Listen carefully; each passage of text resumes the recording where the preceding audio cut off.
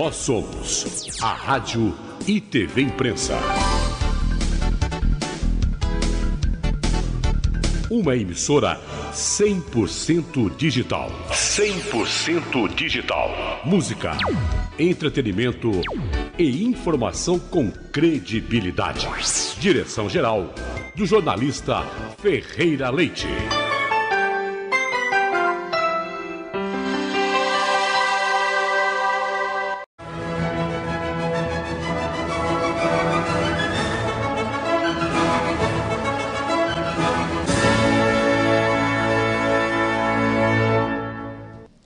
Bom dia, amigos da Rádio TV Imprensa.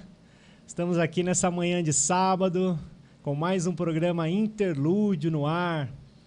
É um prazer recebê-los aqui nesse programa que hoje está com um papo super especial e nós vamos adentrar um pouquinho a esse universo da música, né? Como a gente faz essa imersão, ouvir obras, conversar com especialistas e se aprofundar um pouco mais nesse universo tão bacana, né, da música. E hoje nosso tema é o ofício do compositor, né? Aquele cara que escreve as músicas, que recebe inspiração. A gente vai ver assim alguns mitos, algumas verdades desse ofício, como que ele é de fato, né? E para esse bate-papo de hoje, nosso convidado é um músico extraordinário, uma pessoa sensacional, nosso convidado. Hoje a gente está recebendo aqui o compositor, professor, instrumentista, arranjador, orquestrador, enfim, uma gama de ofícios que ele desenvolve com maestria. Professor Binho Pinto, seja bem-vindo aqui ao programa, professor.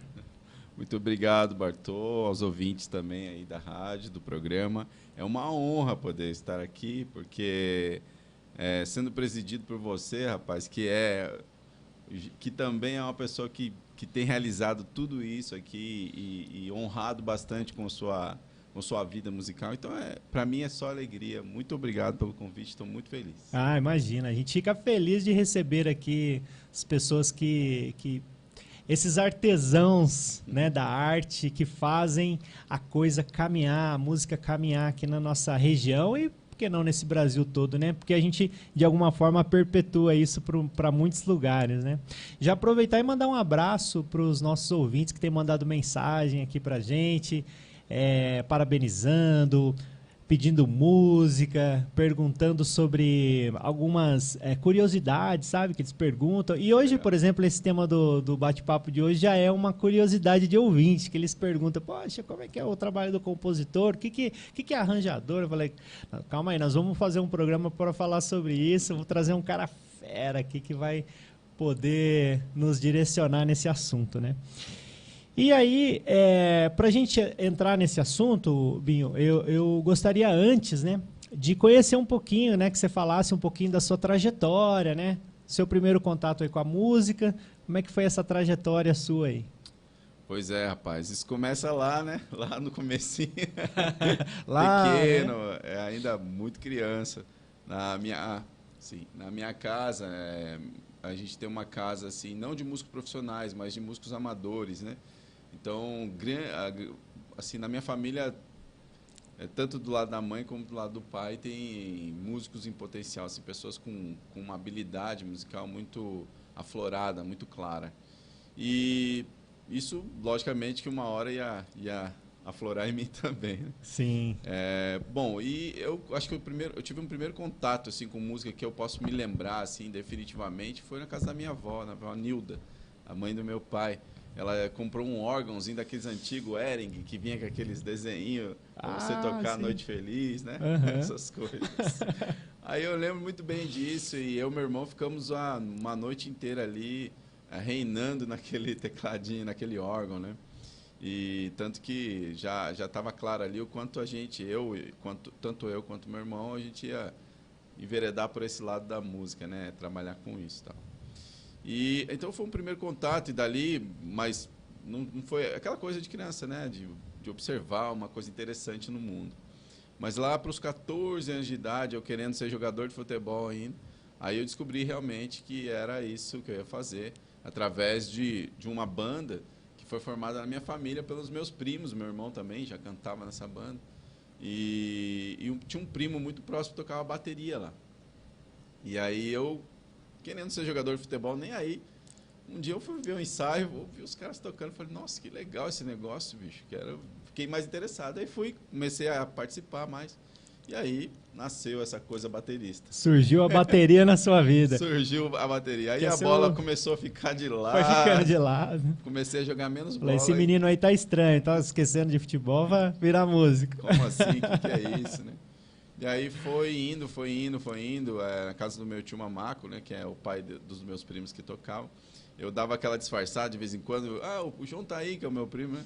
Só para, na verdade, dar uma escapadinha, porque a bateria ficava lá e eu ia lá tocar, entendeu? Não tinha bateria. Então a minha tia já até sabia, às vezes, ele tá, vai lá no fundo, filho, entra lá e toca, tá lá a bateria. Aí eu ficava feliz, passava uma horinha lá. Começou assim, né? Dessa forma muito despretensiosa, sem ter uma noção de que isso viraria a minha vida, né? E praticando, primeira banda, Tribo da Lua, aquela coisa de banda, né, que a gente forma, tal. A minha tradição foi muito pela música popular primeiro, né? E aí, logo lá, mais para frente, aos 20 e tantos anos de idade, já estava relativamente profissional trabalhando mais com isso. Eu já tinha vontade de estudar e tive a oportunidade, né? Eu sou de Ubatuba, natural de Ubatuba, saí de Ubatuba, Você é um cidadão caiçara. Sou um caiçara. Olha aí que bacana. Caiçara, exatamente. Saí de lá, vim morar em Jacareí e quando vim aqui, vi a oportunidade de estudar na IMESP, né? Escola de Música do Estado de São Paulo, para quem não conhece, uma referência no Brasil, né? Perfeito, né? E pra gente, na época era a ULM, né? Universidade Livre de Música, teve aquelas coisas que mudou o nome agora, é IMESP, né? E essa oportunidade foi diferencial, né, na minha vida. Fiz o teste lá, como todo mundo tem que fazer, passei. Tive a grata, né, bicho, é um presente de Deus passar numa escola daquela. Entrei e cursei lá a minha vida inteira estudando na escola. Tudo que eu pude fazer, eu estudei, sabe? Porque eu sou uma pessoa realmente... eu costumo dizer, Bartô, até que eu gosto mais de estudar a música do que realmente tocá-la, sabe? O estudo da música me dá muito prazer. Eu gosto muito de entender, de buscar essas relações. Mais a fundo, né? Mais a fundo, sempre curti, né? Muito legal. E na EMESP, você entrou para estudar bateria e depois entrou com a composição? Como é que foi isso? Isso, fiz 8 anos lá, aquele primeiro início que todo mundo faz, que é o curso de formação que eles chamam, né? Você faz um curso de formação, você estuda bateria, isso é muito interessante, né? Você tem um instrumento para você estudar, mas você estuda a música lá, né? Como um monte de outra coisa junto. Exatamente. Né? Tanto que tem uma história bem interessante que quando eu entrei lá, a primeira vez que eu fui fazer uma aula, que tinha que fazer um teste para adequar você aos níveis de teoria, aí eu cheguei para o teste, o professor me entregou uma prova com uma clave de Fá, né? Para ler notas na clave de Fá. E eu falei assim, professor, tem alguma coisa errada, porque eu sou baterista, essa não é minha clave. Ela falou, mas qual o problema? Eu falei assim, porque não é a minha clave, né? A minha deve ser outra. Ela falou assim, mas aqui você vai estudar tudo. Não tem clave de baterista, não tem nada. Olha aí, para quem não sabe, a clave é a chave onde se escreve para aquele instrumento específico. A clave de Fá geralmente se escreve para instrumentos de som grave, né? A clave de Sol, que eu acho que vocês já devem ter ouvido falar, para instrumentos de som agudo. E a batera usa uma clave diferente, né, professor? Por isso o seu espanto, né? Exatamente. Falei, Aí ela falou, não, aqui você vai estudar tudo. Aí eu já tomei a minha primeira pancada ali, que ali você só toma pancada, né? Boas pancadas. Aí foi muito legal, porque aí eu entendi o que é que eu ia aprender lá, que era realmente aprender música, né? De uma forma global, né? Global, linguagem musical, né? Harmonia, melodia, ritmo, timbre, orquestração, tudo. Análises, né? E isso foi muito... Para mim, foi assim, a descoberta da minha vida ali. Eu falei, nossa, é isso que eu quero fazer mesmo. Que legal. E aí foi com a batera. Depois você entrou no curso de composição. Perfeitamente. Fiz 8 anos lá, né? E aí, posterior a esses 8 anos, eu já... 2 anos depois que eu fiquei sem estudar, eu já entrei para o curso de composição, que eles chamam de... como é que chama? É nível avançado, né? Como se fosse assim um Hoje colegial é o e uma faculdade. Lá, isso, né, ciclo 4, exatamente. Aí você escolhe entre regência, composição, que são os estudos mais avançados da música. Aí eu já tinha essa coisa da composição, já vinha fazendo composições de forma muito, como é que fala, muito empírica mesmo, sem nenhuma instrução, né? Sim. Aí eu falei, não, a composição grita dentro de mim, eu vou por isso. Aí eu prestei também a mesma coisa, você presta um concurso, né, para poder passar, faz um teste. Passei e aí estudei 4 anos de composição lá. 4 anos, olha só, pessoal. E o que é interessante, que é um pouco incomum, né? Eu não sei se essa palavra é correta, mas é que geralmente a gente não imagina que um batera, né, um percussionista, um baterista, vai se enveredar por compor, né? Por trabalhar como compositor, assim, ainda mais não a composição específica para o instrumento, mas de uma forma global, que é o seu caso, né? Compõe para tudo, né? Para todo mundo.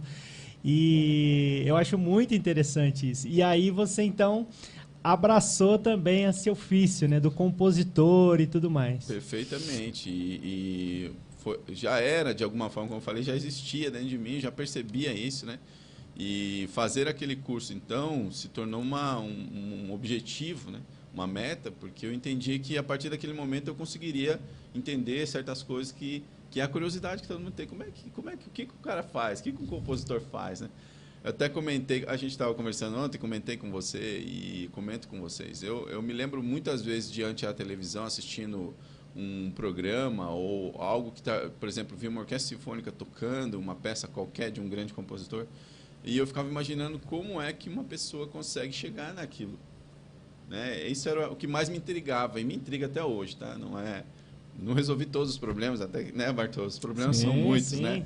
Mas hoje eu já consigo, né? E isso já me deixa bastante feliz. Mas sempre foi essa dúvida também. Acho que é a dúvida do mundo. Mas como é que é, né? O cara escreve para cada um mesmo, não escreve. Ele toca todos os instrumentos. Será que ele tem que saber conhecer definitivamente? Tudo isso eram dúvidas que eu também tinha.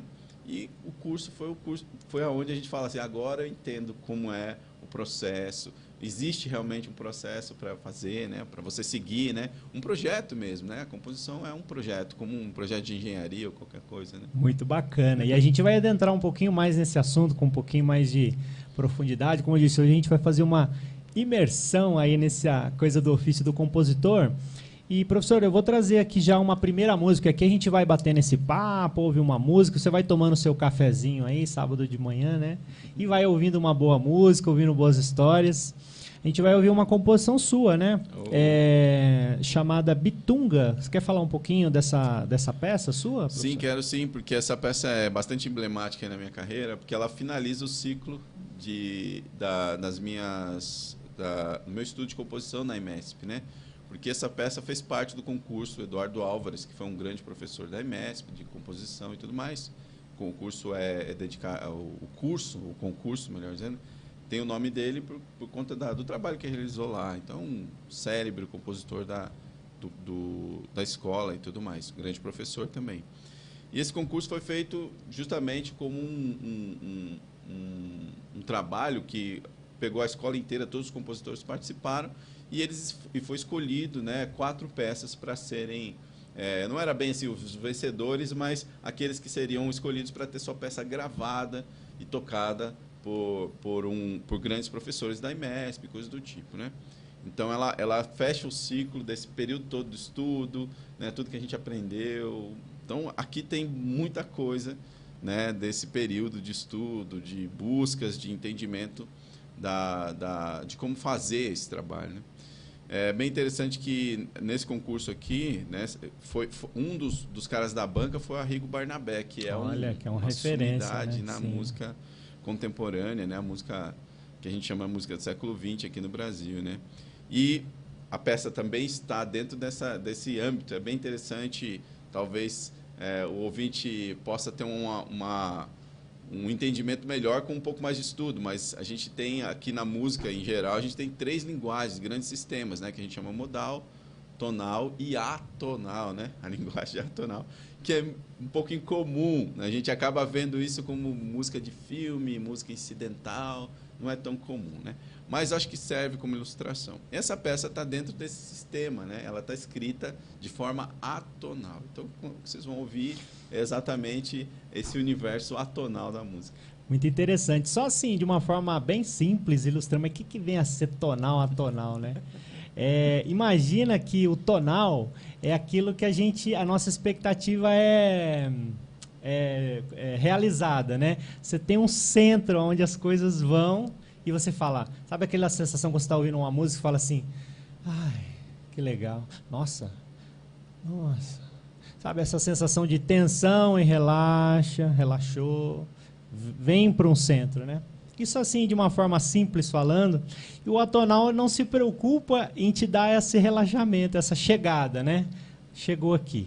Não, o atonal não tem esse compromisso de trazer para um centro e você se sentir, de repente, relaxado, né? Eu não sei se... Eu estou botando uma forma bem simples, porque se a gente for colocar isso é um pouco mais complexo. Eu costumo dizer, se me permite, maestro, eu costumo dizer que a música atonal é como uma historinha que você conta, que tem começo, meio e fim. E o fim já é contado no início, né? Eu sempre falo com os alunos assim, que nem a história da Chapeuzinho Vermelho. Você começa a contar, era uma vez uma menininha que saiu de casa para entregar doces para a vovozinha.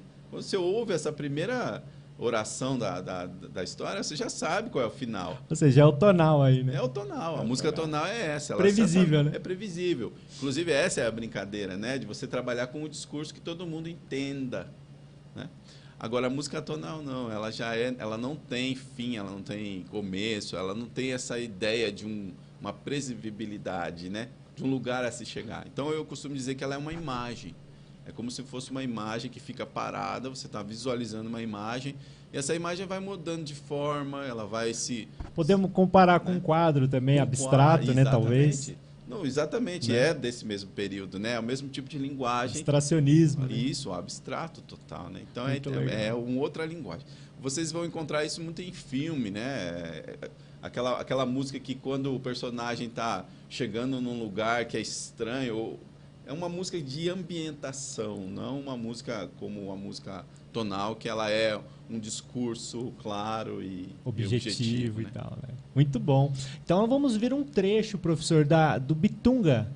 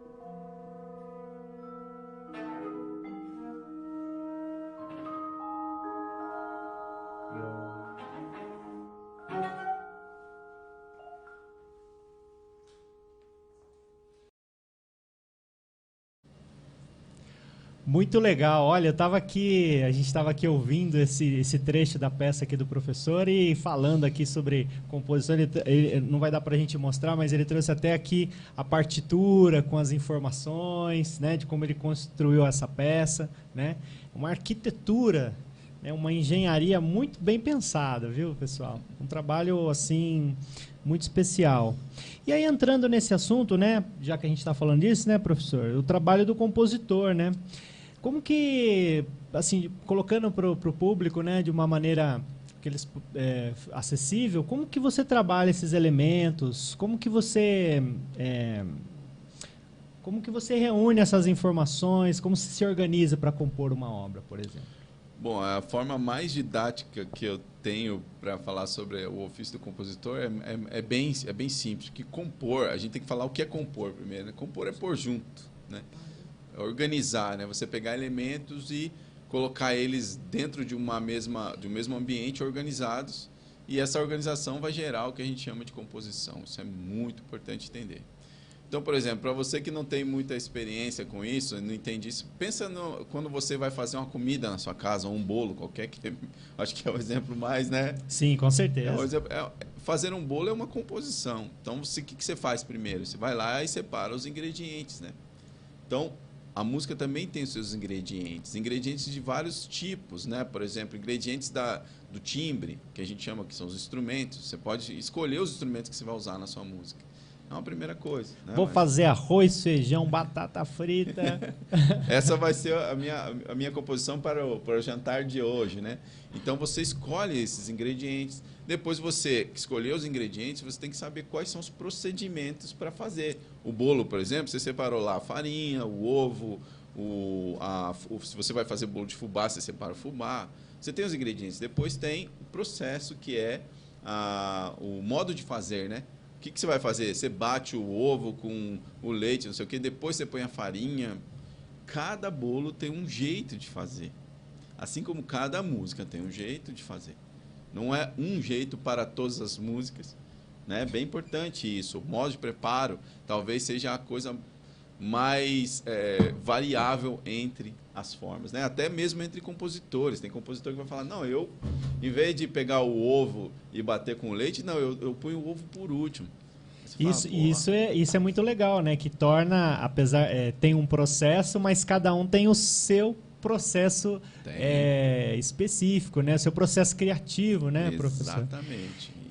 Eu acho que isso terminando, isso é o que diferencia, por exemplo, Mozart de Beethoven, por exemplo, né? Que eles fazem parte praticamente do mesmo período, né? Ou seja, usavam quase que os mesmos ingredientes.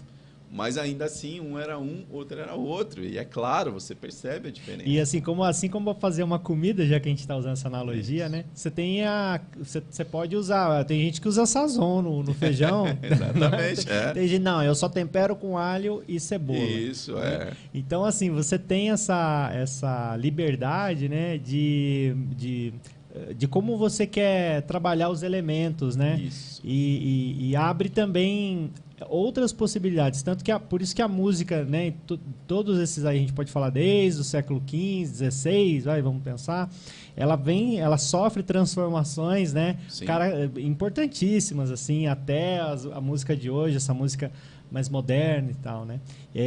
Acho que por conta disso, né, que você tem lá os elementos para fazer o bolo, mas se usa 2 ovos, mas eu vou pôr 6, vamos ver como é que fica esses 6 ovos aqui. É isso aí. Tem a necessidade criativa do humano, né? Eu sempre digo assim que a música é uma arte humana, né? O ingrediente vem de Deus, né? Aí depende de como você pensa, mas o ingrediente vem de Deus. Ele fabrica a matéria, né? O que a gente vai usar. Mas a arte mesmo, ou seja, o fazer é humana, né? A gente é que faz a música. E o humano são diferentes, os humanos são diferentes, as pessoas são diferentes. Então elas vão colocar aquilo ali que está dentro dela, né? Então vai sair diferente. É a mesma coisa que falar. É como se a gente estivesse aqui numa entrevista falando e o Bator falava para mim, você tem que falar assim, tá? Falar assim, depois eu falar assado. Não é isso, nós estamos numa conversa e a conversa é isso. Ele me pergunta, eu falo eu uso as palavras que eu tenho no meu vocabulário, eu uso a minha forma de me expressar. Sensacional. Não é? Nós estamos ao vivo lá no Instagram, professor. Vamos dar um oi pro pessoal do Instagram. Estamos aqui ao vivo. Sejam bem-vindos aí à sala. E uma coisa interessante, né, professor, que eu sempre penso, e eu acho que é uma pergunta legal. Para que compor, né? Para que compor, professor? Essa pergunta vai em direção ao talvez eu sempre separo a composição, gente, em 3 estágios, né? Que nem eu falei. O primeiro estágio é o do ingrediente, o segundo é do modo de preparo e o último estágio é o objetivo. Ou seja, qual é o objetivo de fazer uma composição? Primeiro objetivo que eu entendo, mas é expressão de ideias. A composição musical, a música, é uma linguagem, assim como o verbo. Ou seja, para que a gente usa o verbo? Vamos transformar isso aqui numa coisa bem didática. Por que a gente usa o verbo? Pensa no seguinte, imagina se você não pudesse falar, você ia ter muitas ideias, você não ia parar de pensar. Você ia ver coisas, você ia ver perigos, você ia ver coisas que você gostaria de expressar, mas você não tem linguagem para isso. Então a linguagem serve para isso, para você tirar de dentro tudo que acontece dentro da sua cabeça para fora, para expressar, ou seja, para levar para alguém ideias, medos, anseios, tudo que você sente, né? Então a música, no fim, é a mesmíssima coisa. E é interessante, é muito bom essa analogia, que é interessante porque quem recebe também cria ao mesmo tempo, Não né? tenha dúvida. Então, assim, essa troca constante, né? De emito, mas ao mesmo tempo recebo, recrio. Então, a gente fica recriando o tempo todo. Acho que tem muito a ver, então, com essa coisa, né? De quando uma pessoa ouve uma canção, uma música, e eu sempre falo, né? Vira um vício, né? Porque quando você gosta de uma música, você quer ouvir. Por quê? Porque, na verdade, você quer recriar aquele momento, aquelas sensações, né? Porque é isso que a música faz, né? Vai trazer para a gente sensações boas, ruins, lembranças. E esse processo de recriar nada mais é do que a nossa essência, né? Não tenha dúvida. A criação é a nossa essência. Eu costumo dizer isso, né? Por isso que a gente falou ali, né? A gente fala nesse sentido da arte musical e expanda isso, gente, para qualquer arte. Arte, a palavra arte, ela tem... Hoje algumas pessoas colocam a arte como sinônimo de bom gosto, de coisa bem feita.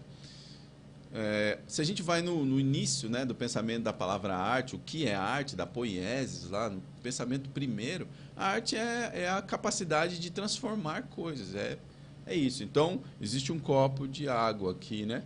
Esse copo, ele é plástico. Esse plástico vem da natureza. Alguém um dia falou, vou fazer esse formato, vou pegar aquele plástico e vou fazer esse formato. Ele serve para armazenar água, ele tem sua serventia. A arte que nasce como utilidade também, né? Também. Lá dos gregos, a gente está falando dos gregos, né? Exatamente. Então, é muito importante entender isso, né? Porque ela, no fim, na sua primeira essência, ela é a nossa participação no mundo. Você entende? Porque o mundo existe independente dos seres humanos. Foi Deus que criou, se você não acredita em Deus, sei lá, se foi o Big Bang, o que foi. Mas ele existe independente dos seres humanos. Agora, a nossa participação no mundo é justamente o que a gente entende como arte, que é fabricar coisas para o nosso uso ou para o uso de outras coisas. Então, no fim, a gente vai criando sempre. A nossa essência, o que nos aproxima do divino, não que somos o divino, não somos o divino, na minha humilde opinião. Mas o que nos aproxima deles é justamente a capacidade de criação. A reconexão está aí, né, professor? Aí. Né? Porque a gente entende que alguém criou isso tudo, alguma inteligência máxima. E a gente também, de alguma forma, fala assim, também somos capazes de criar. E tanto que a gente não para de criar. O tempo inteiro estamos criando coisas. Receita de bolo, espaçonave, bomba atômica, que não é tão boa, mas... de alguma forma. Cria relações, amor, cria ódio. Enfim, nós temos essa capacidade. Só precisa da sabedoria, né, professor, para administrar isso tudo. Né? Isso é o que eu ia falar. A criação em si, ela é tanto para um lado bom ou ruim. A gente não controla isso. Agora, de fato, a criação como ferramenta humana da nossa razão, da nossa capacidade, ela é extraordinária. A gente não consegue, tanto que você falou, nos apaixona. né? Você ouve uma boa criação de alguém, a gente vê isso aqui, ou senão que nem o Ariano Suassuna disse uma vez na entrevista dele, ele pegou um pregador assim, e falou assim, veja como isso é genial. Pregadorzinho que prende roupa. Fala assim, isso daqui faz um trabalho que nenhuma outra coisa faz. E ele é tão simples, são 2 pedacinhos de madeira e um aramezinho enrolado. E ó, tá, ele prende um papelzinho e fala, ó, tá vendo? Funciona. E Funciona. É perfeito. Utilidade, né? Então Muito é lindo, bom. né? É a capacidade. Esse ponto nós, né, como humanos, criadores, é bonito isso, né? É muito, muito inspirador. Sensacional. E aí, professor, entrando um pouquinho mais nessas elementos aí do ofício do compositor, né? Você falou um pouquinho sobre o processo. Existe algumas categorias, né? Que eu gostaria que você comentasse, né? Não categorias, mas ofícios, né, distintos, mas que trabalham para o mesmo objetivo, vamos pensar assim. Do arranjador, a gente sempre fala, o arranjo não sei de quem, né? O que é o arranjador, professor? O que é o compositor, que a gente está falando de fato, né? E às vezes a gente ouve também falar sobre o orquestrador. Inclusive essa palavra, essas dúvidas são de alguns ouvintes aí da rádio. Ah, que legal. Arranjador, compositor, orquestrador, professor. Quais são essas diferenças de ofícios aí? Bom, assim, é bem importante começar dizendo que delimitar essa geografia claramente, assim, isso fica bastante difícil. Porque é bem importante entender que há entendimentos e entendimentos, né, sobre essas áreas. Eu vou passar bastante aquilo que eu entendo, né, a forma que eu visualizo. Você veja aí mais, se você concorda também. Claro, imagina. Bom, o compositor, primeiro, o compositor é aquele cara que vai dar o start, na minha opinião. A pessoa que faz, que pega essas matérias que nem a gente falou aí e junta elas para criar uma primeira obra, uma primeira parte dessa obra, vamos dizer assim, né? Que geralmente pode ser expressa a partir dos elementos mais simples, como uma melodia, por exemplo, né?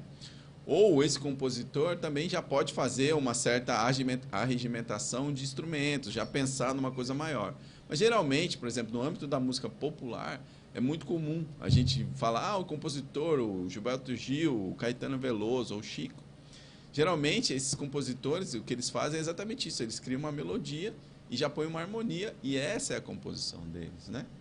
Agora, o que você ouve no disco é um pouco mais que isso.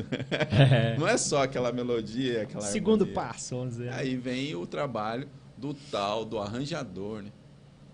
O arranjador, então, é essa pessoa que vai pegar esse elemento primeiro e vai vestir isso com timbres, até mesmo com novas harmonias. Ele vai pensar, às vezes, como essa música vai ser apresentada, que a gente chama, como ela começa, como é a parte do meio, a parte do fim. Ele vai pensar toda essa estrutura. Talvez, né, como uma cebola vai descascando as camadas da cebola, Perfeitamente. É isso aí, as camadas, né? Então, o arranjador, de alguma forma, ele é esse cara, né, que faz isso. Então, a gente pode entender que alguns músicos, né, já podem englobar esses dois. O mesmo cara que faz a composição já pode ser o cara que faz o arranjo também, né? Então, geralmente, ele vai ser o compositor arranjador, né?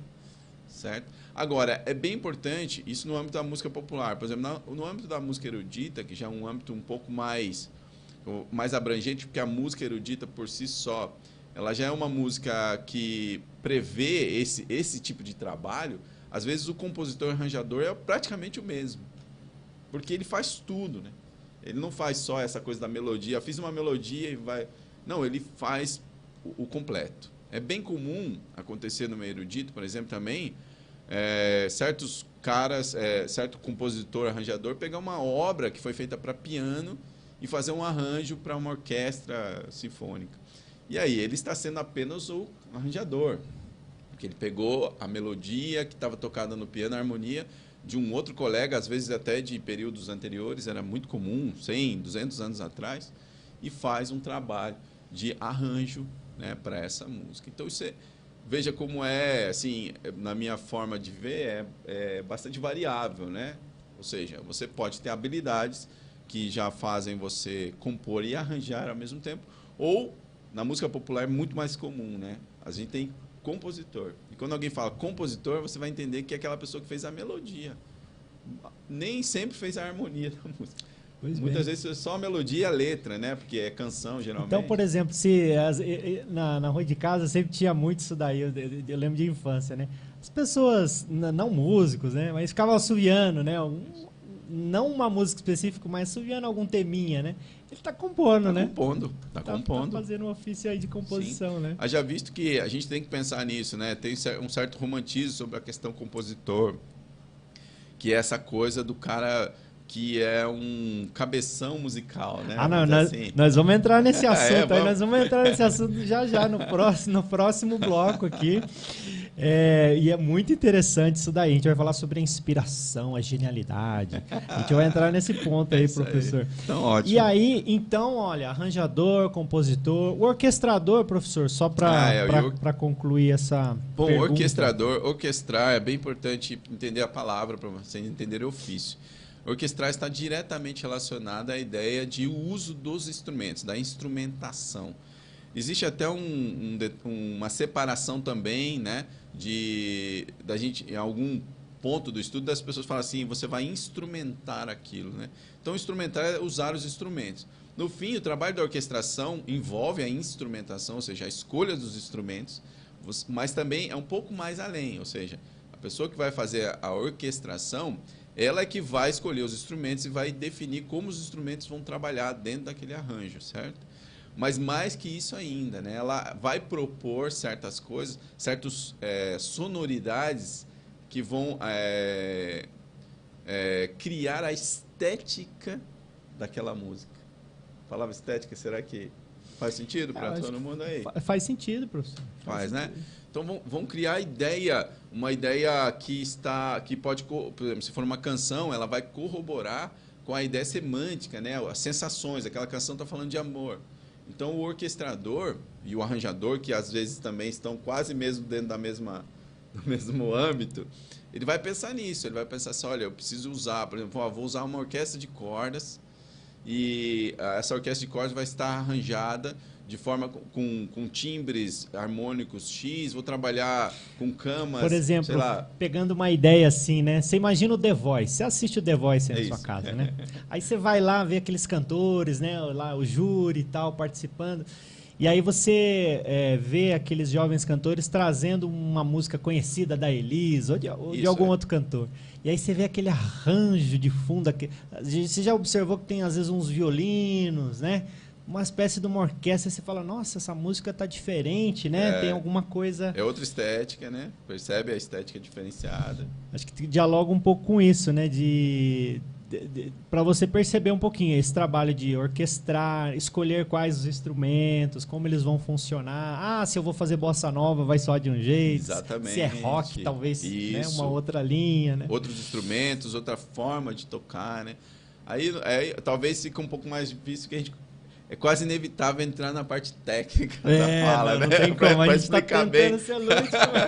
Mas se você indicar, inclusive nessa peça que vocês ouviram, o Bitunga, tá indicado assim, ó, o violino. Você toca assim, com a mão assim, bate na parte inferior do instrumento. Uma hora você bate com, né, percute as cordas. Então tudo isso tudo isso é orquestração. Você tem que dar... aí é a parte do projeto, né? Mesmo, né, maestro? É que nem eu sempre falo assim, o engenheiro, quando ele monta um projeto, ele detalha, ele faz a planta baixa, a planta alta, ele vai lá e faz o descritivo da peça, que é para dizer o que é para fazer na primeira fase, o que é para fazer na segunda fase. Nosso trabalho é muito parecido com isso, né? Por isso que o orquestrador, ele é menos empírico, né? A gente vai falar disso aí logo na frente, mas ele é mais racional, ele tem que detalhar as coisas mesmo, né? Exatamente. E nós vamos falar um pouco mais sobre isso, como o professor comentou. Vamos ouvir agora mais uma obra do professor aqui. Essa aqui, você quer falar sobre ela? Partideiro. Legal. Bom, é bem importante, antes de falar do partideiro, né? Que como a minha prática, isso não deu para falar. Geralmente, os compositores vão muito em direção a um segmento da música, ou uma linguagem só, né? Ou o músico é erudito e faz música erudita, ou o músico é popular e faz música popular, ou o músico é do rock, né, e se envereda por esses gêneros e tal. Eu sou um cara que eu gosto de música, eu sempre falo isso. Música para mim é uma coisa abrangente, não tem gênero, não tem. Eu gosto de ouvi-la assim na forma mais crua dela, na primeira, composição, organização de sons. E se aquilo é bem feito, ele já me apetece, já me deixa feliz, né? E aí eu quero aprender, quero aprender sobre essa linguagem para reproduzi-la também. Então o Partideira, no fim, é um samba, né? Tanto que tem o nome de partideiro, porque um dos gêneros do samba mais tradicionais é o que a gente chama de partido alto, né? E aí eu fiz uma música inspirada dentro desse universo, né, da música popular, que envolve a música do partido alto e com a influência do jazz também, que é uma escola, uma alta escola da música popular, que a gente chama, né, onde a gente aprende uma linguagem mais rebuscada do som. Então o partideiro está dentro desse universo, que é bem diferente do bitunga. E eu trouxe exatamente peças assim, que é para a gente perceber que é possível e é interessante você transitar entre as linguagens, né? Entre as estéticas, vamos dizer assim. Muito bom. Vamos ouvir então um trecho de Partideiro.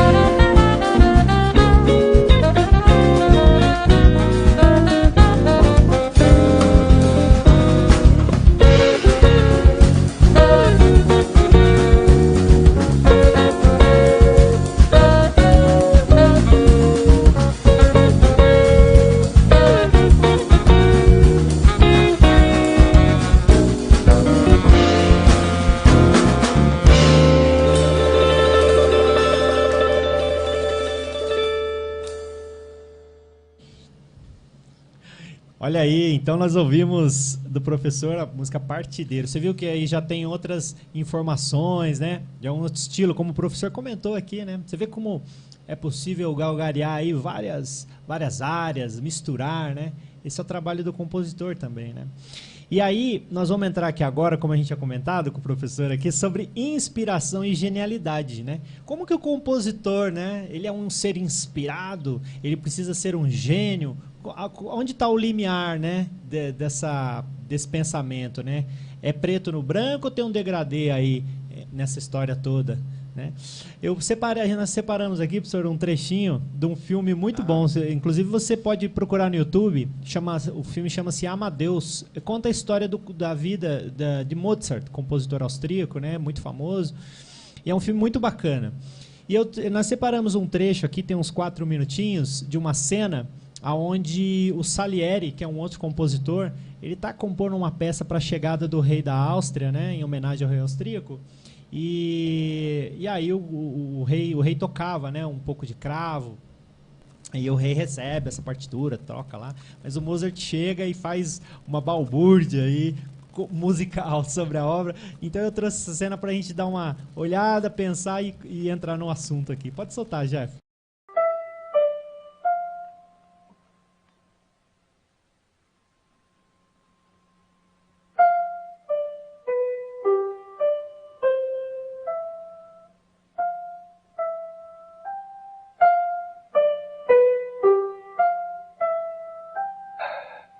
Majestade, espero que não ache impróprio, mas escrevi uma pequena marcha de boas-vindas em honra dele.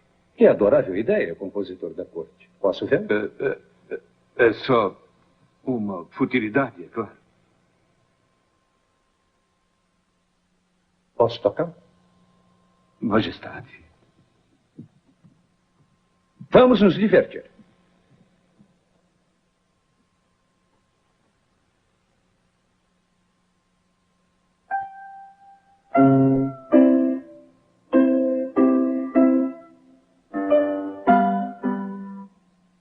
Adorável compositor da corte.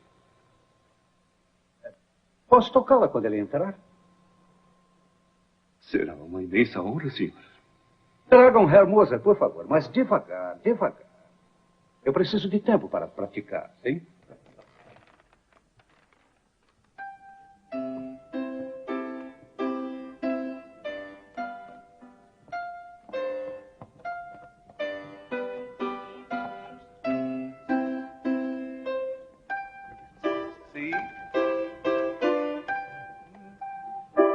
Sol.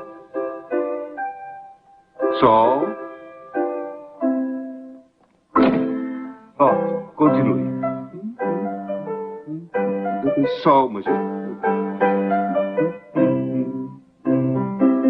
Excelente. Muito bom. Muito bom, majestade. Tempo. Isso. Leve depois com força. A marcha, majestade. De novo.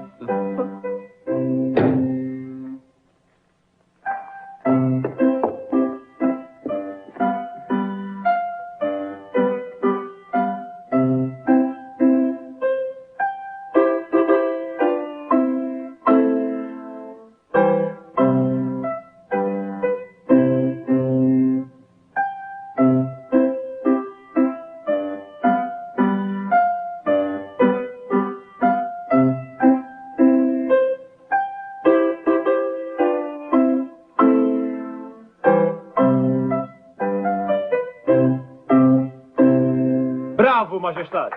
Cavalheiros, por favor, um pouco menos de entusiasmo, hein? Por favor. Isto é seu. Fique com ela se quiser, Majestade. Já está aqui na minha cabeça. O quê? Ouvindo só uma vez? Bem, eu acho que sim, senhor. Sim.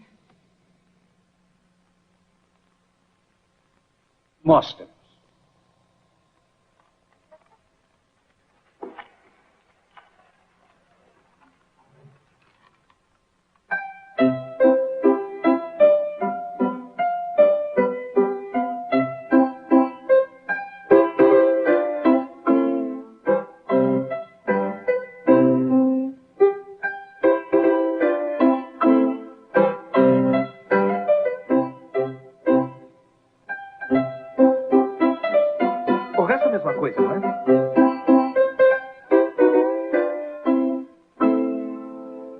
funciona muito bem, não é?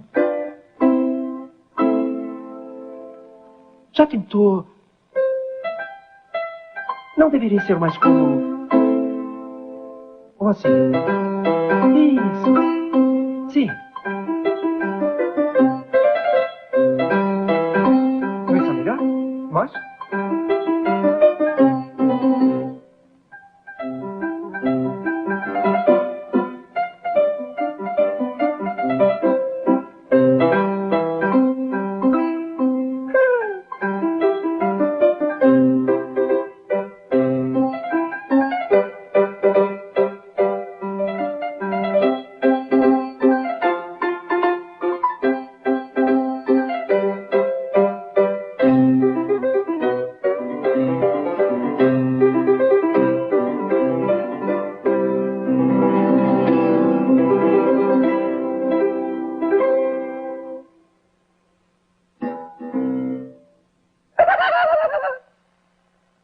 Que raiva, cara. A gente se acaba aqui porque é um assunto muito interessante. Aí você vê, né? Professor, vamos falar sobre genialidade e inspiração, professor. A inspiração é importante, né? Mas o que carrega aí o trabalho do músico? É a inspiração? Precisa ter a técnica? E essa coisa do gênio? Pois é, são os grandes barreiras até que a gente, quando começa a estudar, tem que vencer, tem que entender como funciona. Porque a gente, quando começa a estudar música e querer compor, a gente barra muito na questão do gênio, né? Primeiro, eu preciso ser um gênio para compor. E quem é que são esses gênios? Esses grandes, né? A música popular vai ter Tom Jobim, a música erudita vai ter Beethoven, certo? E aí, quando você começa a pôr suas primeiras linhas ali, você se sente constrangido. Você fala, pô, não está nem perto, né, da música do Tom Jobim, não está nem perto da música do Beethoven. Então, isso é difícil transcender essa barreira, né? Por isso, a gente tem que entender que, no fim, eu sempre digo isso, né, para quebrar essa barreira. Existe o Tom Jobim, existe o Beethoven, mas também existe Cartola, que não é Tom Jobim, que não tem nada a ver com ele, e é um grande músico, um grande compositor, né? Existe na música erudita talvez outros também periféricos, né? Que não ficaram para a história da música, até mesmo no período beethoveniano, né?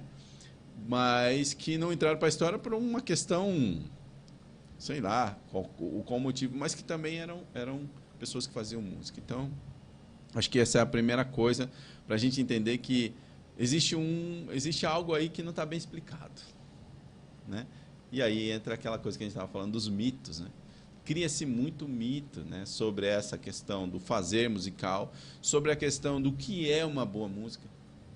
Essa para mim é a maior dos mitos hoje em dia, né? Você vê, hoje em dia a gente está falando assim politicamente correto. Antigamente as pessoas falavam isso é bom, isso aqui é ruim.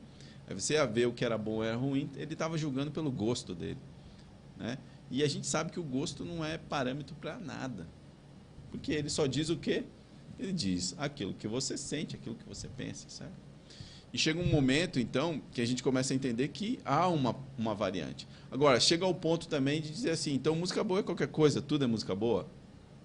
Também não é. É o que você falou, não é nem preto, nem branco. Tem que achar um meio termo, né? Então, o que é que definitivamente vai fazer você construir uma música boa ou uma música ruim, né? Em que lugar que você vai conseguir chegar? Como é que esse compositor faz, né, maestro? Eu sempre me perguntei muito disso, porque escolhi essa profissão, ou esse ofício, ou essa arte para fazer na minha vida, e quero fazer com bem feito. Então, como é que eu faço? Eu me inspiro aonde? Eu vou buscar informação, melhor dizer, aonde para eu fazer uma boa música? Não, então eu tenho que estudar a música do Beethoven, porque o Beethoven é referência de boa. Então, se eu fizer igual o Beethoven, eu vou ser um bom músico. Errado, porque o Beethoven não fez isso. Não é bem por aí, né? O Beethoven não fez isso. Talvez ele tenha feito até o contrário. Ele entendeu, ele conhecia a música do Haydn, estudou com Haydn, mas ele começou a apresentar aquilo que a alma dele necessitava. Até que você sabe a história, né? O Haydn falava para ele assim, ele vai apresentar lá para a corte, onde o Haydn trabalhava, e todo mundo fica aquém com a música do Beethoven, né? Aí o Haydn vira para ele e fala assim, calma, que eles não estão preparados para isso ainda. Exatamente. Então era um cara que estava num outro nível, né? Exatamente. Mas é interessante isso daí e traz um pouco desse pensamento, né? Que a inspiração, ela existe, né? Ela é importante, mas só para o público ter uma ideia, né, professor? Quais os conhecimentos técnicos que um compositor tem que ter? Por exemplo, quais matérias, né? Quais assuntos, quais expertises um compositor precisa ter? A gente está falando do compositor que faz esse tipo de música, né? Uma música orquestral, uma música a moderna ou antiga, mas que tem esse contexto, né? A gente deu alguns exemplos aqui do compositor lá do Cartola, que faz uma melodia e é também um compositor. Mas agora a gente está pegando um compositor que ele assume todas aquelas funções que a gente falou. Ele é compositor, ele é arranjador, ele é orquestrador, ele resume tudo numa coisa só e às vezes é o cara que rege o grupo, né? E aí surge aí no meio de todas essas habilidades o que a gente chama de maestro, né? Carinhosamente, né? Que é aquele que detém, né, todos esses conhecimentos e canaliza de alguma forma tudo de uma vez só. Porque esse tipo de compositor, como a gente está falando, Beethoven e tal, ele vai compor aquela melodia, mas ao mesmo tempo ele já está botando para os instrumentos, para o violino, para não sei o quê. Ele já está orquestrando tudo, né? No mesmo momento. Mas aí a gente vê que tem a inspiração, mas tem que ter também um sólido conhecimento técnico, né? Sim, perfeitamente. Eu acho que esse é um dos grandes mitos aí do trabalho, né? Do ofício do compositor. Porque a gente... Aqui, principalmente a nossa cultura, acho que a cultura brasileira está embebida disso há muitos anos já, da questão do compositor ser uma pessoa inspirada, né? Isso muito em função da música popular, onde a música tem vamos dizer assim, ela tem uma estrutura, vou pôr desse jeito, uma estrutura mais reduzida. Porque é uma canção, você tem uma coisa muito mais sucinta a ser apresentada, né? É diferente, por exemplo, de uma sinfonia ou de um concerto, onde quem vai fazer isso tem que trabalhar, inclusive, com estruturas prontas, né? Ele tem que trabalhar com certos modelos, né? Para ele poder chamar isso de sinfonia, chamar isso de...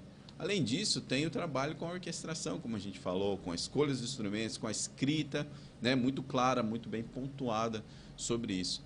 E isso cria um antagonismo gigante entre essa ideia da composição ser fruto meramente de uma intuição, né? E eu chamo isso, eu sempre falo assim, né? Muitas vezes as pessoas pensam, compor basta a inspiração. Então eu vou lá, acendo uma vela, faço uma oração, alguma coisa e ela vai vir para mim. Eu sempre brinco com isso porque, no fim, não estou dizendo que isso não existe, pode até existir, mas não é o caso, né, do entendimento mais claro sobre o fazer da música, né? Aquilo que a gente pode explicar, né, está dentro da ideia da intuição como algo, por exemplo, a intuição ela é importante, mas como é que a intuição funciona para o músico? Ela é um lugar da sua memória que está cheia de informações, mas informações de todo tipo, que de certa forma o seu cérebro faz uma composição, ele por si só, como algo independente da sua vontade, faz uma composição e te oferta essa composição, né? Aí você pode falar assim, mas como isso acontece? O sonho é isso. O sonho nada mais é do que um produto do seu cérebro, né? Você está lá, você está dormindo, você não tem vontade, a sua vontade não está operando ali. Quem opera é o seu cérebro. E ele traz lá um monte de imagens para você, traz uma história, você consegue inclusive lembrar depois disso. Então a intuição ela é fruto dessa composição, né? Agora, a lógica, que é o contraponto disso, a lógica é isso que a gente realmente, definitivamente aprende, né? Como você estava falando, que é o trabalho, esse lado que muitas vezes as pessoas não é que muitas vezes... Eu tenho uma crítica para fazer aí, mas se você me permite. Claro. As pessoas, não é que elas não veem, elas não querem dar voz para isso. Porque muitas vezes isso dá trabalho. Muitas vezes não, isso dá um trabalho, né? Na minha experiência foram pelo menos 12 anos de estudo. E eu sou uma pessoa que gosta de estudar. Então, assim, dá trabalho aprender para fazer direito. Então, é muito mais fácil. Eu dizia assim, não, isso aí é só uma questão de você ter um bom dia. Então, o que vai de encontro com a nossa experiência, né, mestre? Exatamente. E aí tem uma coisa interessante que uma vez eu vi um professor falando, que é o seguinte, qual que é a diferença então do compositor amador para o profissional?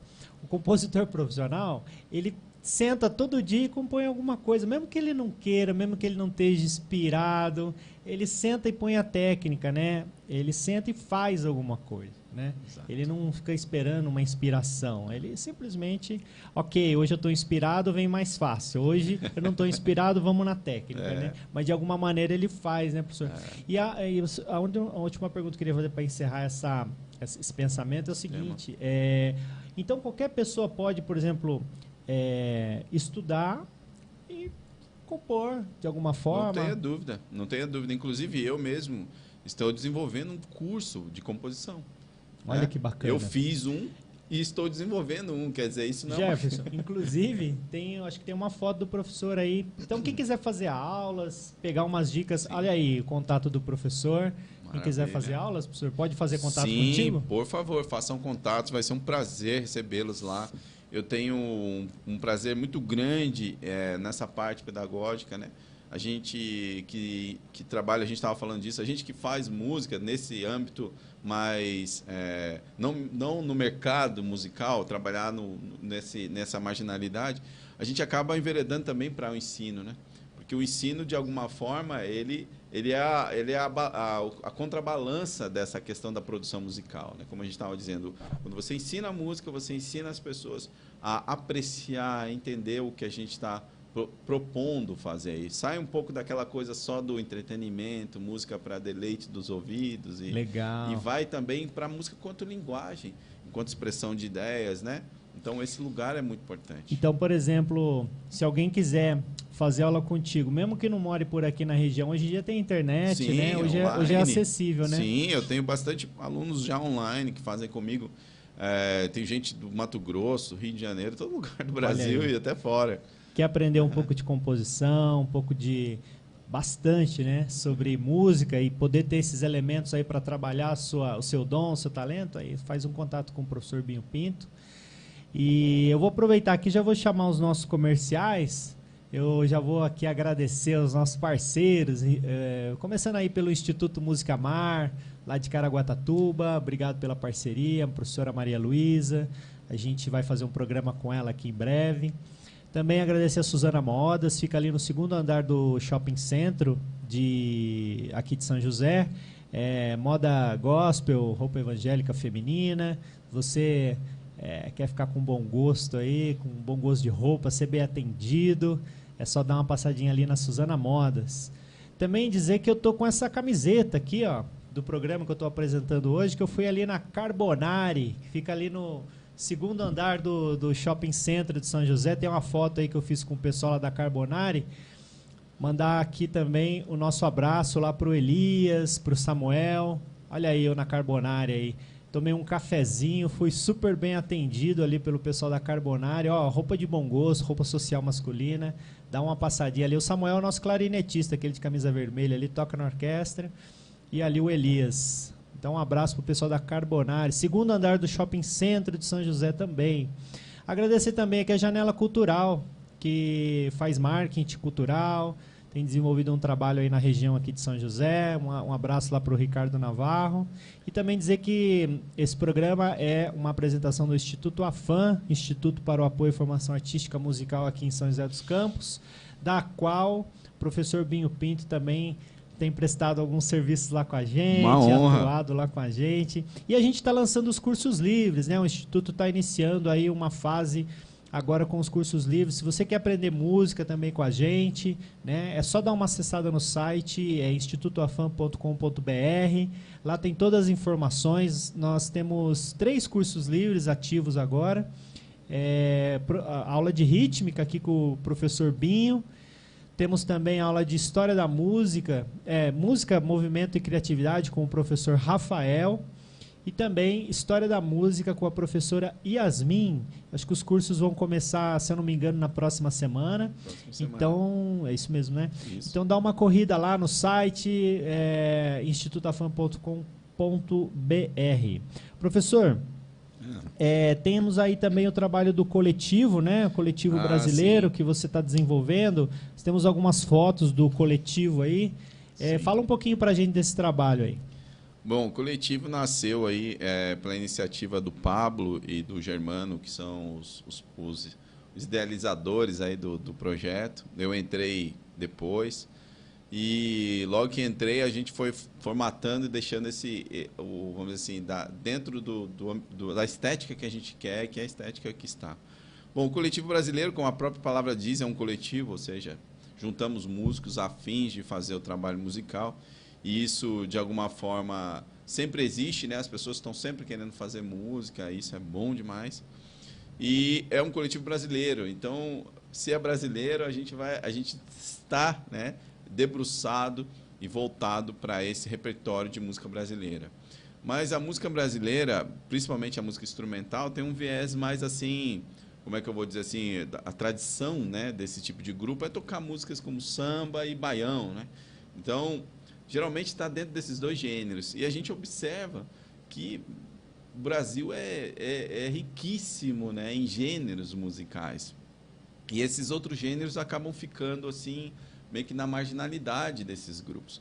A gente tem grandes grupos, né, geniais, inclusive, que trabalham com outros gêneros. Inclusive, eu quero aqui deixar minha homenagem, né, porque a gente acabou de perder um grande maestro, o Leitieres Leite, que é um maestro, né, que tem o grupo lá, Rumpilés, né, um grupo da Bahia, que é genial. Assim, foi uma das últimas expressões musicais desse período que vivemos agora, assim, de altíssimo nível, né, trabalhando a música baiana, né, a música negra relacionada à religião do candomblé e coisas do tipo, trabalhando aquela musicalidade que tem ali, que é finíssima, que é maravilhosa, dentro incorporando isso dentro da linguagem orquestral, né?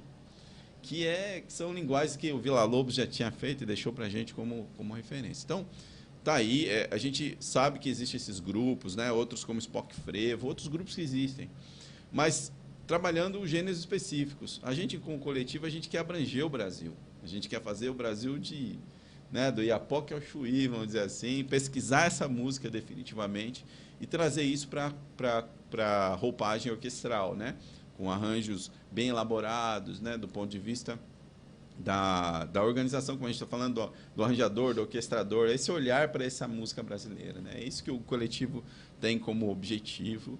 E estamos fazendo aí, vamos ter agora a nossa primeira apresentação. Acho que tem até um cartaz aí, Jefferson. Que ótimo. Pode colocar. Põe para nós aí, Jefferson. Essa apresentação de vocês já é agora na próxima semana, isso, tá aí, ó, quinta-feira, exatamente. Nessa quinta-feira, no Bar Poema Café, você pode tirar as informações aí pelo... O Poema Café onde que é? Em Jacareí? Em Jacareí, exatamente. Aí você pode pegar as informações complementares de endereço aí pelo site mesmo e tudo. Vocês têm a página lá do coletivo, né? Temos a página, né? Isso, as redes sociais coletivo, no Facebook, só procurar Coletivo Brasileiro, no Facebook, no Instagram e no YouTube também, né? Onde você quiser conhecer um pouco do trabalho do coletivo, você pode ouvir lá no YouTube algumas peças que a gente vai apresentar nesse dia 4 agora. Muito legal. Professor, queria agradecer aqui a sua estada hoje com a gente. Foi um grande privilégio recebê-lo, bater esse papo e já deixar aqui convites futuros para a gente falar mais sobre música e sempre que você quiser trazer alguma coisa, que o espaço está aberto para você. Eu que agradeço aí a vocês todos, né? A rádio aqui, a você também, ao programa, porque é uma oportunidade não só para mim, mas para todos que gostam de música. A gente está falando, e eu deixo aqui como recado, de que nós precisamos criar essa comunidade cada vez mais fortalecida, né? Comunidade que pensa na música de forma mais apreciativa, né? Que quer essa música onde a gente trabalha realmente com criação, com arte, pensamento expressivo e tudo mais. Então, para mim, eu vejo como uma oportunidade sem precedentes. A oportunidade, o momento de poder falar de música, né? De poder trazer um pouquinho desse ambiente que a gente tanto almeja, né? Na nossa região aqui, de uma comunidade de pessoas que estejam apreciando música de concerto, música popular, música. né? Música. Então é uma oportunidade muito grande. Obrigado por poder falar disso, maestro. Obrigado, professor. Foi um prazer. E para encerrar esse programa de hoje, essa manhã musical, nós vamos ficar aqui com a Bananeira. É uma música, uma composição de... Bom, isso aí é do João Donato, né? A princípio até foi um arranjo que eu fiz em cima da composição do João Donato. Só que nem eu mostrei isso para um professor de arranjo meu que eu tive lá, ele falou assim: rapaz, você não pode chamar isso aí de bananeira mais não, tem que ser homenagem a João Donato, porque de bananeira só tem um pedacinho, né? Então foi uma transformação, isso é a parte do arranjador, né? O arranjador, como a gente falou, o orquestrador, ele repensa as estéticas, né?